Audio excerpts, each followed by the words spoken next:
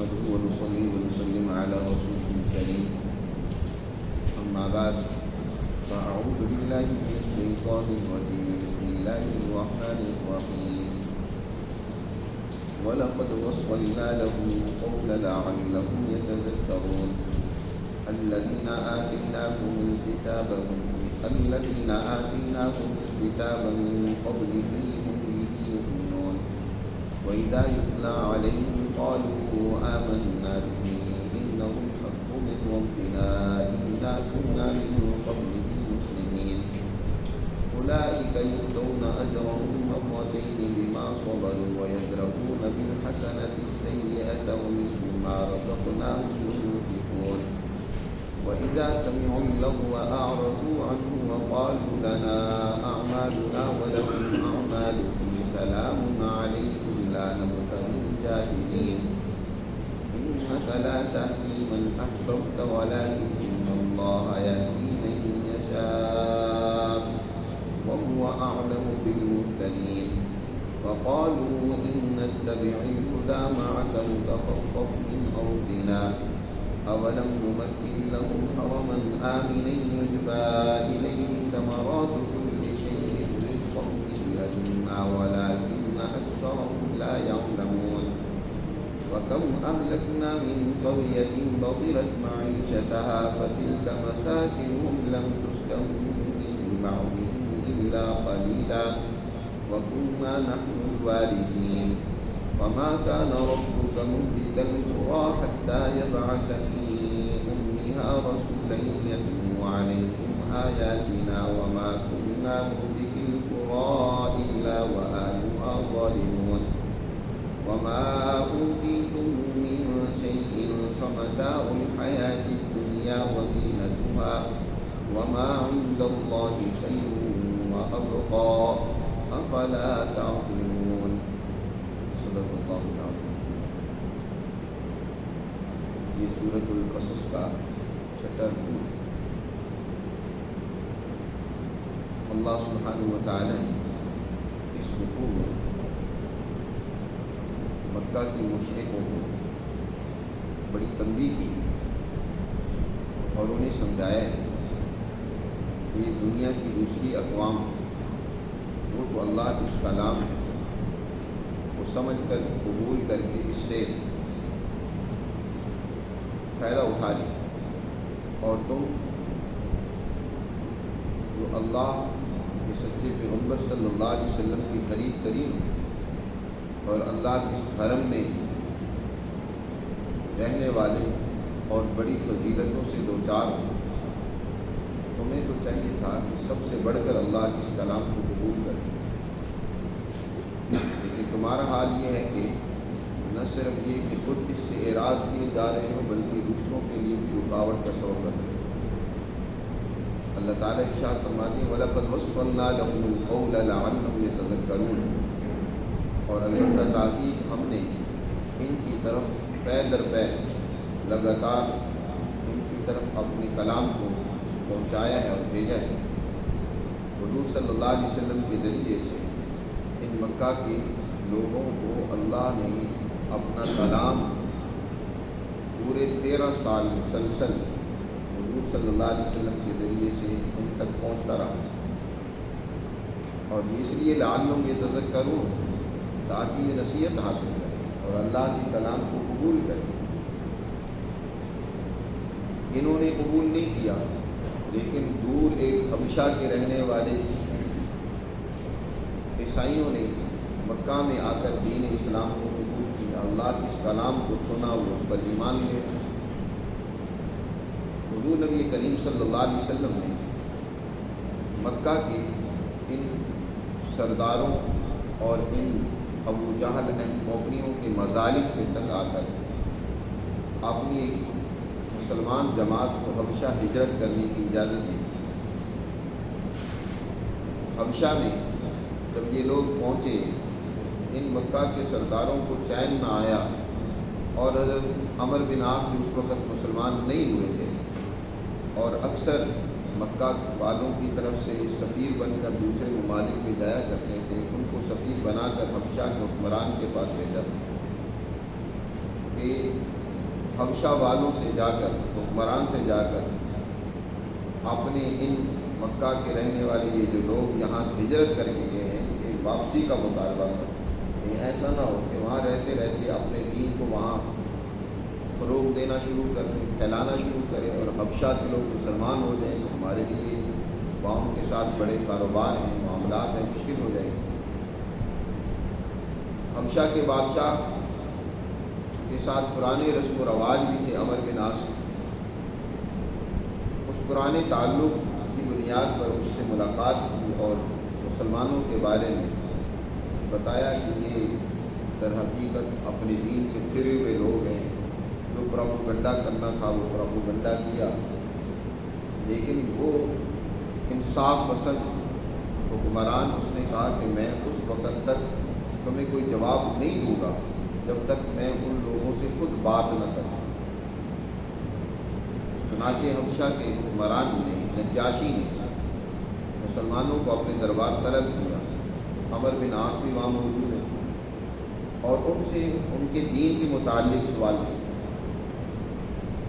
حضرت جعفر طیار نے دین اسلام کی حقانیت، عظمت کو اور نبی کریم صلی اللہ علیہ وسلم کی فضیلت و اہمیت کو بڑی عمدہ الفاظ میں بیان کیا اور اس انداز سے بیان کیا کہ حبشہ کا بادشاہ نجاشی بہت متاثر اور اس نے ان مسلمانوں کو ان کے حوالے کرنے سے انکار کر دیا. سارا دن اور رات وہ عمر بن عاص سوچتے رہے کہ کیسے اس نجاشی کو میں تیار کروں، منوا لوں کہ وہ کسی طریقے سے ان کے خلاف ہو جائے، ان سے بدظن ہو جائے اور وہ ان کو یہاں سے نکال دے.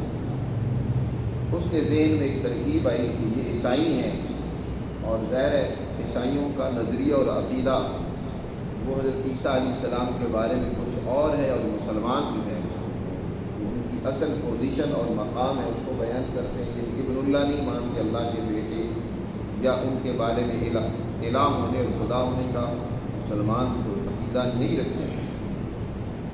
تو اس نے دوبارہ نجاشی سے مل کر کہا کہ ان سے ذرا عیسیٰ علیہ السلام کے بارے میں تو پوچھیں. چنانچہ اس نے دوبارہ حضرت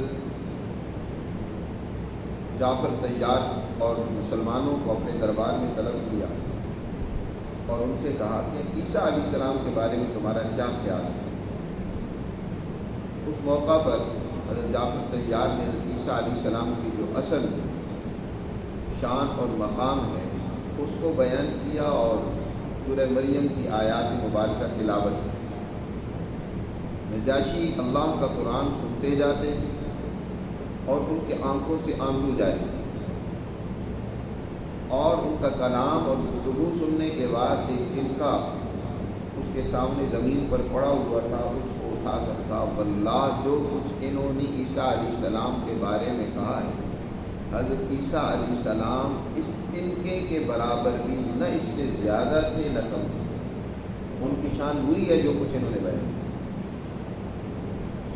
اور عمر بن عاص کو بھی دعوت دی کہ تم ان کی دعوت کو قبول کر لو اور اپنی اس طرح کی ضد بازی سے باز آ جاؤ.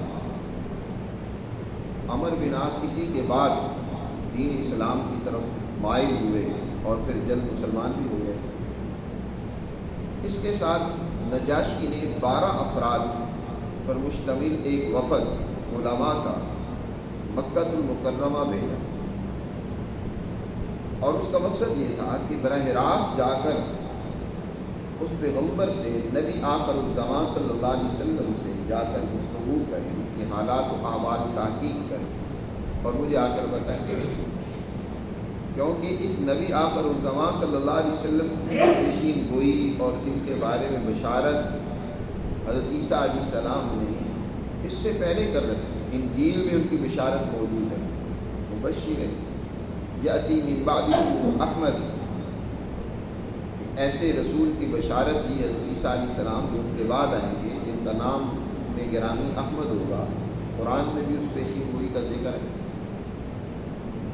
چنانچہ یہ وفد جب مکہ میں پہنچا حضور صلی اللہ علیہ وسلم پر حضور صلی اللہ علیہ وسلم سے گفتگو ہوئی، بات چیت ہوئی اللہ کا کلام سنا تو یہ لوگ بھی اللہ کے کلام سے انتہائی متاثر ہوئے، ان کے آنکھوں سے آنسو جاری تھے۔ اللہ کے قرآن نے ان کے دلوں پر گہرے اثرات مرتب کیے، حضور پر ایمان لے آئے۔ اور مکہ کے لوگ وہاں موجود تھے، ابو جہل اینڈ کمپنی، وہ دیکھ رہے تھے کہ عجیب بات ہے کہ یہ لوگ اتنی دور دراز سے آئے ہیں، تھوڑی سی بات چیت ہوئی، گفتگو ہوئی اور یہ ایمان کے لیے آئے۔ ابو جہل نے نہ میزبانی اور مہمانی کا پاس کیا، اسی موقع پر جاہلانہ حرکت کرتے ہوئے اس وفد کی برا بھلا کہنے لگا، خیبکم اللہ من رکب قبحکم اللہ من وفد۔ اس طرح کے الفاظ کے ذریعے سے وہ ان کی برائی بیان کرتے رہے۔ لیکن یہ سچے لوگ، تھوڑی دیر کا ایمان ان کے اندر وہ صفت پیدا کر دیتا ہے، وہ کمال پیدا کر دیتا ہے۔ ڈائریکٹ تھے تو پہلے بھی اپنی تعلیمات کے مطابق سچے اور درست لوگ، پھر اللہ کے قرآن نے ان میں مزید ان کی ایمان میں تقویت اور مضبوطی پیدا کی۔ تو قرآن نے ان کے آگے اس رویے کا بھی ذکر کیا ہے جو ابو جہل اینڈ کمپنی کے مقابلے میں ان سے سرزد ہوا، یا جو انہوں نے رویہ اختیار کیا، انتہائی بردباری کا، انتہائی صبر کا، انتہائی برائی کے بدلے میں اچھائی کا۔ قرآن مجید نے ان آیات میں اس کا تذکرہ کیا ہے۔ قرآن کی الفاظ میں ہم سنتے ہیں، اللہ سبحانہ و تعالی ارشاد فرماتے ہیں، الذین آتیناہم الکتاب من قبلہ ہم بہ یؤمنون۔ وہ لوگ جن کو ہم نے اس سے پہلے، اس قرآن سے پہلے کتاب دی ہے، ہم بہ یؤمنون، وہ اس قرآن کو جب سنتے ہیں تو اس پر ایمان لے آئے۔ یعنی یہ اہل کتاب نصارہ اور عیسائی جب انہوں نے حضور صلی اللہ علیہ وسلم سے کلام مقدس سنا تو انہوں نے اس کو قبول کیا۔ وَإِذَا يُتْلَىٰ عَلَيْهِمْ قَالُوا آمَنَّا بِهِ إِنَّهُ الْحَقُّ مِن رَّبِّنَا۔ جب ان کے سامنے ہماری آیات تلاوت کی گئی، انہیں جب ہماری آیات پڑھ کر سنائی گئی تو وہ کہنے لگے آمنا بہ، ہم اس پر ایمان لے آئے، انہ الحق من ربنا، بے شک یہ ہمارے رب کی طرف سے برحق اور سچا کلام ہے، یہ اللہ کا کلام ہے۔ انا کنا من قبلہ مسلمین، بے شک ہم تو اس سے پہلے ہی سر تسلیم کر چکے تھے۔ ہم نے یہاں پر قرآن سنا، بلکہ ہم تو پہلے ہی حبشہ کے اندر جب ہمیں معلوم ہوا، ہم نے قرآن سنا، اسی وقت ہم نے اس سے قبول کر لیا تھا۔ یا یہ کہ ہم اس کے نزول سے پہلے انجیل میں جو اس کلام مقدس کے بارے میں، اس پیغمبر کے بارے میں جو کچھ بتایا گیا تھا، ہم تو ان پیشین گوئیوں کے پیش نظر پہلے ہی تسلیم کر چکے تھے کہ نبی آخر الزمان صلی اللہ علیہ وسلم تشریف لائیں گے جو انسانیت کے لیے نجات دہندہ ثابت ہوں گے۔ اولئک، اللہ تعالی ارشاد فرماتے ہیں، یہی لوگ ہیں جن کو ان کے صبر و استقامت کی وجہ سے دوہرا اجر دیا جائے گا، یہ ڈبل اجر کے مستحق ہیں۔ ایک سابقہ تعلیمات پر ایمان لانے اور ان پر عمل کرنے کی وجہ سے، اور دوسرا جب یہ تعلیمات ان کے پاس آئی ہیں تو ان تعلیمات کو قبول کرنے کی وجہ سے یہ ڈبل اجر کے مستحق ہیں، ڈبل عمل ہے ان کا۔ یؤتون اجرهم مرتين بما صبروا، اس وجہ سے انہوں نے صبر استقامت سے کام کیا، اور اس وجہ سے یہ ڈبل اجر کے مستحق ہیں کہ وَيَدْرَؤُونَ بِالْحَسَنَةِ السَّيِّئَةَ، یہ برائی کا بدلہ اچھائی سے دے دیں، یہ ان کی تعریف کی جا رہی ہے۔ یہ گویا کہ مسلمان کی بھی یہی صفت ہونی چاہیے کہ وہ برائی کا بدلہ برائی سے نہیں، برائی کا بدلہ اچھائی سے دے۔ ایک مطلب یہ بھی ہے کہ وہ گناہوں کو چھوڑ کر نیکیوں کو اختیار کرتے ہیں، حسنہ کو اختیار کرتے ہیں، سیئات کو ترک کرتے ہیں، ان سے توبہ کرتے ہیں، ان سے دور رہتے ہیں۔ یا کوئی ان کے ساتھ برائی کرتا ہے تو برائی کے بدلے میں برائی نہیں کرتے بلکہ اچھائی کرتے ہیں۔ وَمِمَّا رَزَقْنَاهُمْ يُنْفِقُونَ، اور اس مال میں سے جو ہم نے ان کو دیا وہ خرچ کرتے ہیں۔ وَإِذَا سَمِعُوا اللَّغْوَ أَعْرَضُوا عَنْهُ، اور جب انہوں نے بیہودہ گفتگو سنی، ابو جہل سے، ابو جہل ان کے بارے میں وہ اپنے سرداروں کے ساتھ موجود ہیں، ان کا مذاق اڑا رہے ہیں اور کہہ رہے ہیں قبحکم اللہ من وفد خیبکم اللہ من رطب، اس طرح کے الفاظ کے ذریعے سے وہ کہہ رہے ہیں کہ بہت برا یہ وفد ہے، بہت برے یہ سوار ہیں، تھوڑا بھی وقت ہوا نہیں ہے، لم یلبسو ہے کہ ابھی آئے ہی ہیں اور انہوں نے دیکھو محمد صلی اللہ علیہ وسلم پر ایمان لے، ہمیں تو اتنا عرصہ ہو گیا ان کی باتیں سنتے ہوئے، ہم نے تو نہیں اس کو سمجھا، یہ کتنے جلد باز اور بے وقوف ہیں، اس طرح کی باتیں کرنے لگا ابو جہل۔ تو آگے سے ان کا کیا جواب تھا؟ قرآن کہتا ہے وَإِذَا سَمِعُوا اللَّغْوَ، جب انہوں نے بیہودہ اور لغو باتوں کو سنا تو أَعْرَضُوا عَنْهُ، انہوں نے ان سے اعراض کیا، ان کو کوئی توجہ نہیں دی، اہمیت نہیں دی۔ جاہل آدمی جہالت کا ارتکاب کرے، گفتگو کرے تو اس سے الجھنا نہیں چاہیے، ہاں بات سمجھانے کی کوشش کرو، اگر اسے سمجھ نہ آئے تو اس سے بحث مباحثہ نہیں کرنا چاہیے بلکہ اس سے اعراض کرنا چاہیے۔ تو انہوں نے بھی اعراض کیا اور آگے سے جواب کیا دیا وَقَالُوا لَنَا أَعْمَالُنَا وَلَكُمْ أَعْمَالُكُمْ، ہمارے لیے ہمارے اعمال ہیں، تمہارے لیے تمہارے اعمال ہیں، تم نے نہیں قبول کیا، نہیں مانا تو اس کا نتیجہ تمہیں بھگتنا پڑے گا، ہم نے سمجھا اس کو قبول کیا، ہمارا عمل اس کا فائدہ ہمیں ہوگا۔ سلام علیکم، تم پر سلام کی، یہ جو سلام علیکم اس کو سلام متارکہ کہتے ہیں، مطلب یہ ہوتا ہے کہ ان کو چھوڑ دیں، ان کو اپنے حال پہ رہنے دیں، اور کہا لا نبتغی الجاہلین، ہم جاہلوں سے بحث و مباحثہ نہیں کرتے، ان سے اس حوالے سے جھگڑتے نہیں، ان سے بات چیت نہیں کرتے۔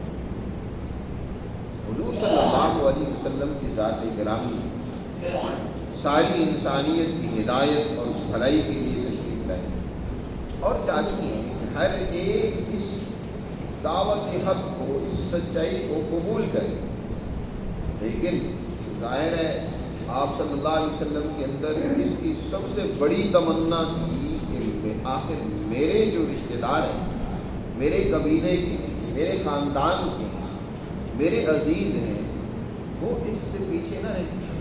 یہ انسان کی فطرت ہے، فطرتی طور پر جتنا کوئی انسان کسی کے قریب ہوتا ہے تو وہ اس کی خیر اور بھلائی کا بھی اتنا ہی متمنی ہوتا ہے، یہ فطرتی تقاضا ہے، ہر انسان کے اندر موجود ہے۔ نبی کریم صلی اللہ علیہ وسلم کی ذات میں بھی یہ جذبہ تھا، اور یہ کوئی برا نہیں، بہت اچھا ہے کہ خیر اور بھلائی کے لیے اپنے عزیزوں کی زیادہ تمنا ہو۔ آپ صلی اللہ علیہ وسلم اسی لیے پریشان تھے کہ دیکھیں حبشہ کے لوگ تو آ کر ایمان لے آئیں، وہ تو اس ہدایت کو قبول کر لیں، یہ اپنے خاندان کے لوگ، اپنے قبیلے کے لوگ یہ میری بات نہیں سن رہے، سمجھ رہے۔ آپ کو اس پر بڑا افسوس بھی تھا، آپ کی خواہش بھی تھی کہ یہ بھی قبول کر لیں، اور اپنوں میں بہت وہ قریبی لوگ بھی ہیں، مثلاً حضور صلی اللہ علیہ وسلم کے سگے چچا خواجہ ابو طالب، باوجود اس کے کہ دنیاوی اعتبار سے وہ آپ کے انتہائی غمخوار، ہمدرد، آپ کے معاون ہیں، لیکن آپ کی ہدایت کو قبول نہیں کیا۔ آخر دم بھی آپ صلی اللہ علیہ وسلم کوشش کرتے رہے آخر تک کہ آپ کسی طرح اس دعوت کو قبول کر لیں، میرے اس لائے ہوئے دین کو اور اس کے عنوان کو، کلمہ لا الہ الا اللہ محمد رسول اللہ، اس کو پڑھ لیں۔ لیکن وہاں ابو جہل اینڈ کمپنی وہ بھی موجود ہے آخری وقت میں، اور وہ کہہ رہی ہے کہ بزدل نہ بننا، اپنے بھتیجے کی بات کو نہ ماننا، اپنے دین پر قائم رہنا۔ تو آپ صلی اللہ علیہ وسلم بڑی تمنا رکھتے ہیں، خواہش ہے آپ کی، یہ سب مسلمان ہوتے ہیں لیکن ہدایت نہیں ملی۔ اللہ سبحانہ و تعالی نے آپ صلی اللہ علیہ وسلم کو تسلی دیتے ہوئے فرمایا کہ آپ کو پریشان نہیں ہونا چاہیے، اللہ جانتا ہے کہ کون اس ہدایت کو قبول کرنے کے قابل اور لائق ہے، اور کون ایسا ہے کہ جس کو ہدایت ہم نے نہیں دی۔ یہ ہدایت دینا یا نہ دینا یہ تو اللہ کا کام ہے۔ کتنے ہوتے ہیں جو اس ہدایت سے محروم رہتے ہیں، جتنا کوئی کسی کے قریب ہوتا ہے نا، وہ زیادہ کہتے ہیں نا چراغ کے نیچے اندھیرا ہوتا ہے. کئی دفعہ جو قریبی لوگ ہوتے ہیں وہ معروم ہو جاتے ہیں، دور کے لوگ فائدہ اٹھا جاتے ہیں. یہ اللہ بہتر جانتا ہے کہ کون اس کے اندر صلاحیت ہے. اللہ تعالیٰ نے ارشاد فرمایا انک لا تہدی من احببت، بے شک اے پیغمبر آپ جسے پسند کریں اسے ہدایت نہیں دے سکتے. ہدایت تو اسی ہوگی جسے اللہ چاہے گا، ولکن اللہ یہدی من یشاء، اللہ ہدایت دیتا ہے جسے چاہتا ہے. وہو اعلم بالمہتدین، اور وہ اللہ خوب جانتا ہے مہتدین کو، جسے ہدایت ملنی چاہیے یا جس کو ہدایت ملی اور اس نے اس کو قبول کیا. اللہ سبحانہ و تعالیٰ کی ذات اس کو خوب جانتی ہے. وقالوا ان نتبع الهدى، مکہ کے لوگ ایک اور عذر کرتے تھے جب حضور صلی اللہ علیہ وسلم ان کو دعوت دیتے تھے تو وہ کہتے ہیں کہ ہم آپ کی بات کو مان لیتے ہیں، باتیں تو آپ کی ساری ٹھیک ہیں، صحیح بات کرتے ہیں، آپ مکارم اخلاق کی تعلیم دیتے ہیں، انسانیت کی کامیابی اور ترقی کے اصول بتاتے ہیں، لیکن بات یہ ہے کہ اگر ہم بات آپ کی مان لیں تو یہ مکہ کے آس پاس سارے لوگ تو مشرک ہیں، وہ تو آپ کے دین پر نہیں ہیں. اگر ہم نے آپ کی بات مان لی تو وہ ہم پر چڑھ دوڑیں گے، وہ ہم پر حملہ آور ہو جائیں گے اور ہمیں یہاں سے نکال باہر کریں گے، یہاں سے ہمیں اٹھا لیں گے، اچک لے جائیں گے اور ہم حرم سے معروم ہو جائیں گے اور اپنے گھروں سے معروم ہو جائیں گے. ان کا مقابلہ کرنے کی ہم میں تو سکت اور طاقت نہیں ہے، ہم مارے جائیں گے. یہ عذر کیا. قرآن مجید نے ان کی اس عذر کا بھی یہاں جواب دیا کہ ایسا فضول قسم کا عذر کرتے ہو. یہ تو بتلاؤ تم ابھی اس اللہ کی توحید کے منکر ہو، اللہ کو نہیں مانتے ہو، تو اللہ نے تمہیں یہ عزت اور شان دے رکھی ہے کہ اس حرم میں اس نے تمہیں پناہ اور جگہ دی، اور امن کا گھر یہ جو بیت اللہ ہے اللہ نے یہاں تمہیں بسایا. حضرت اسماعیل علیہ السلام کی تم اولاد ہو. اسماعیل علیہ السلام کو یہاں حضرت ابراہیم نے مقرر کیا تھا، ان کی جگہ پہ حضرت اسحاق کو بھی مقرر کیا جا سکتا تھا، یا یہ بیت اللہ ہی کہیں اور آباد کیا جا سکتا تھا. اللہ نے یہاں اس کو آباد کیا اور یہاں اس کو امن کا مرکز بنایا ہے کہ یہاں خونی دشمن بھی، باپ کا قاتل بھی موجود ہوتا ہے، لیکن انسان اس حرم کی پاسداری کی رعایت کرتے ہوئے یہاں اپنے دشمن سے بھی تعلق نہیں کرتا. ہم نے اس امن والے شہر میں تمہیں آباد کیا ہے اور پھر ہر طرح کی رزق کی فراوانی تم پر کی ہے. دنیا بھر جہاں کوئی کھیتی باڑی نہیں ہوتی، لیکن دنیا بھر کے پھل کیا، دنیا بھر کے اناج کیا، نعمتیں اور غذائیں کیا وہ تمہارے پاس پہنچتی ہیں.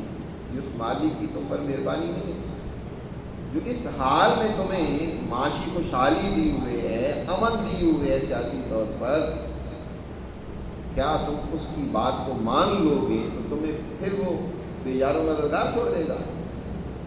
وہ اس سے زیادہ تمہیں نوازیں گے. جیسے کہ اللہ تعالیٰ نے مسلمان جماعت کو نوازا، تو مسلمان جماعت نے ابتدا میں تکلیفیں تو اٹھائی، لیکن بعد میں دنیا بھر میں انہوں نے امن قائم کیا، دنیا بھر میں خوشحالی کا نظام قائم کیا، ہر طرف عدل و انصاف قائم کیا. مسلمان جماعت نے پوری دنیا کو اس وقت امن کا گہوارہ بنایا. اللہ سبحانہ و تعالیٰ یہی بات سمجھا رہے ہیں. وقالوا، اور یہ کہتے ہیں مکہ کے مشرک، ان نتبع الهدى معك، اگر ہم ہدایت کی پیروی کر لیں آپ کے ساتھ تو تخطف من ارضنا، تو ہم اپنے ملک سے اچک لیے جائیں گے. جیسے بعض چڑیا کو اچک لیتا ہے تو ایسے ہمیں یہاں سے نکال دیا جائے گا. اللہ تعالیٰ ارشاد فرما رہے ہیں اولم نمکن لہم، کیا ہم نے ان کو یہاں آباد نہیں کیا؟ اولم نمکن لہم نسکنہم، نمکن لہم کا معنی ہم نے ان کو یہاں رہائش یا یہاں آباد نہیں کیا. کہاں؟ حرمن، اس حرم کے مقام پر. کون سا حرم؟ آمنن، جو انسانیت کے لیے امن کا مرکز ہے، کہ یہاں کسی انسان کو کوئی بھی نقصان نہیں پہنچاتا. ایک تو یہ ہے کہ یہاں امن ہے. یاد رکھو دو ہی بڑی اللہ کی نعمتیں ہیں دنیا میں، ایک امن اور دوسری خوشحالی. جس معاشرے میں امن ہو سیاسی طور پر، وہاں کسی کو نہ اپنے مال کا، نہ جان کا، نہ عزت کا کوئی خوف و خطرہ نہ ہو، سمجھ لو کہ وہ ملک انتہائی ترقی یافتہ ہے۔ جہاں امن ہی نہیں ہے، ہر آدمی خوف و ہراس میں مبتلا ہے، تو وہ انتہائی زوال، پستی اور تباہی و بربادی کا شکار ہے۔ اللہ نے اس کو، حرم کو، امن کا مرکز بنایا ہے شروع سے۔ سورہ قریش میں اللہ نے اس کو خاص طور پر بطور اپنے انعام کے ذکر کیا کہ ان قریشیوں کو تو اس رب ھذا البیت کی بندگی اور عبادت کرنی چاہیے، جس نے الذی اطعمہم من جوع وآمنہم من خوف، اس مالک کی عبادت اور بندگی زیادہ کرنی چاہیے تھی جس نے ان کو رزق بھی دیا، کھلایا بھی، اور جس نے ان کو امن بھی دیا۔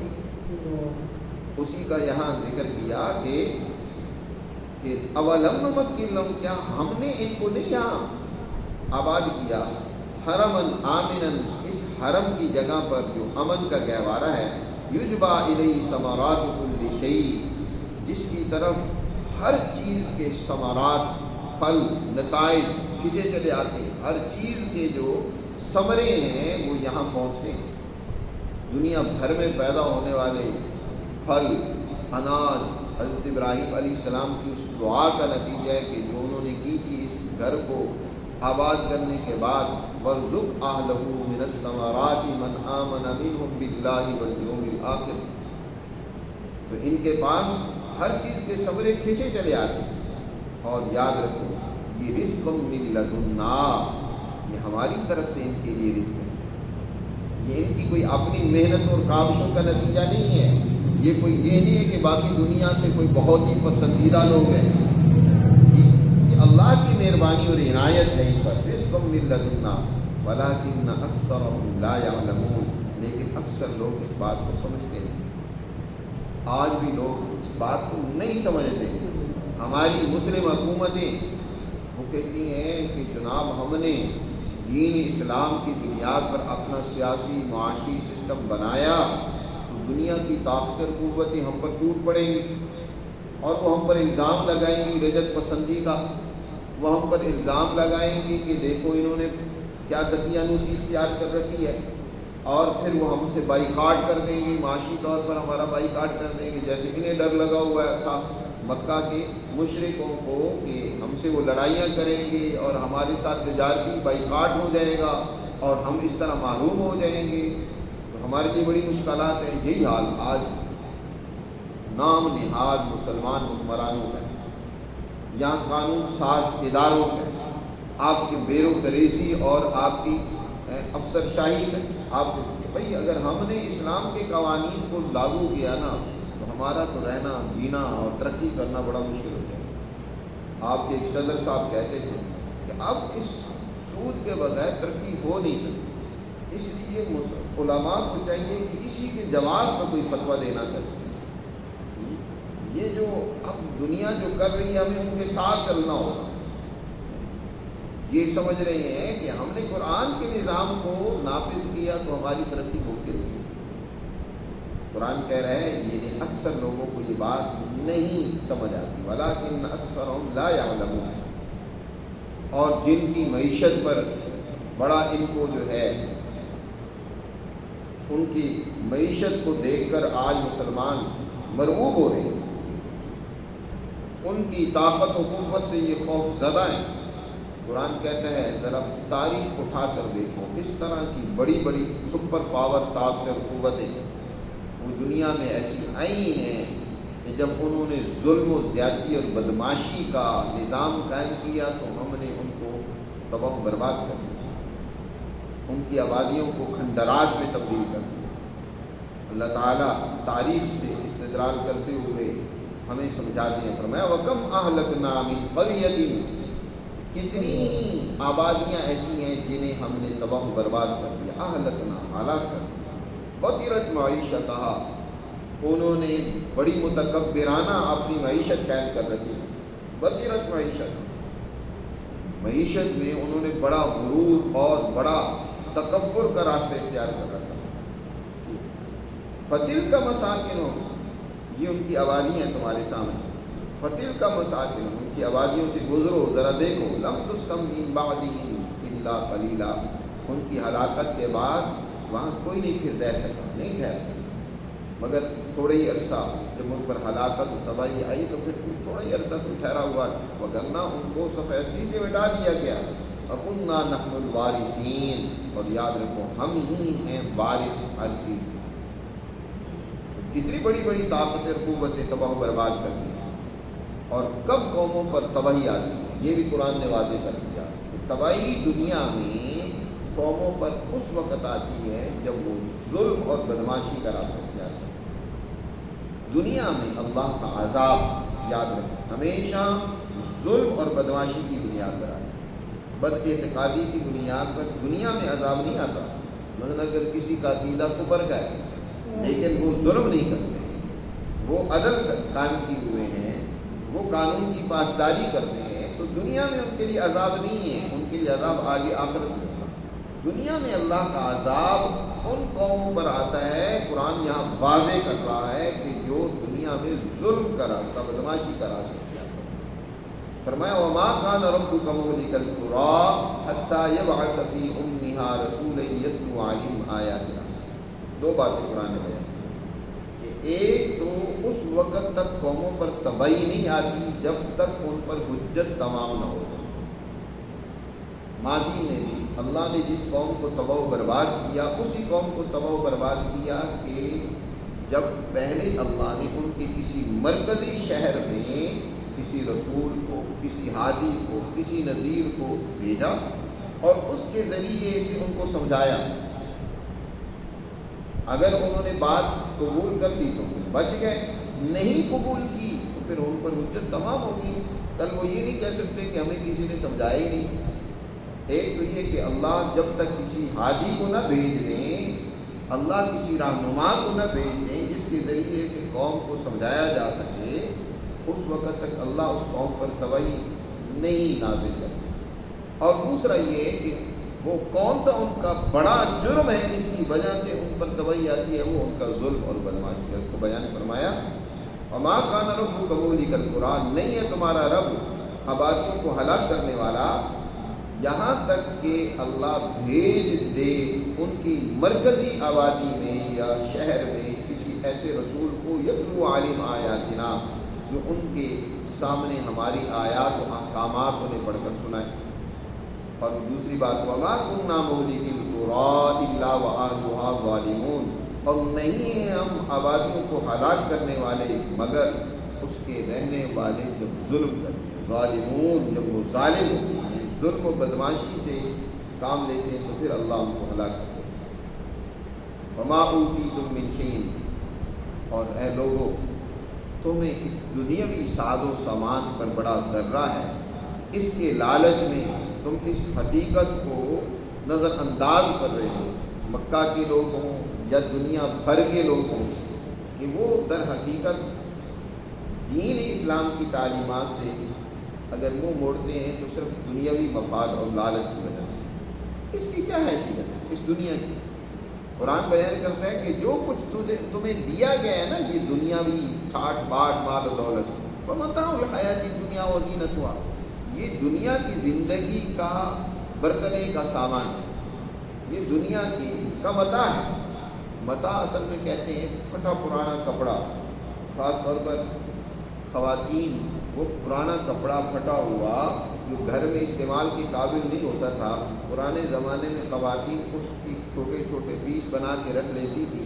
جو چھوٹے بچے جن کو کوئی پوٹی وغیرہ آئی ہوتی تو اسی سے اس کو صاف کر لیتی، اس کو متاع کہا جاتا.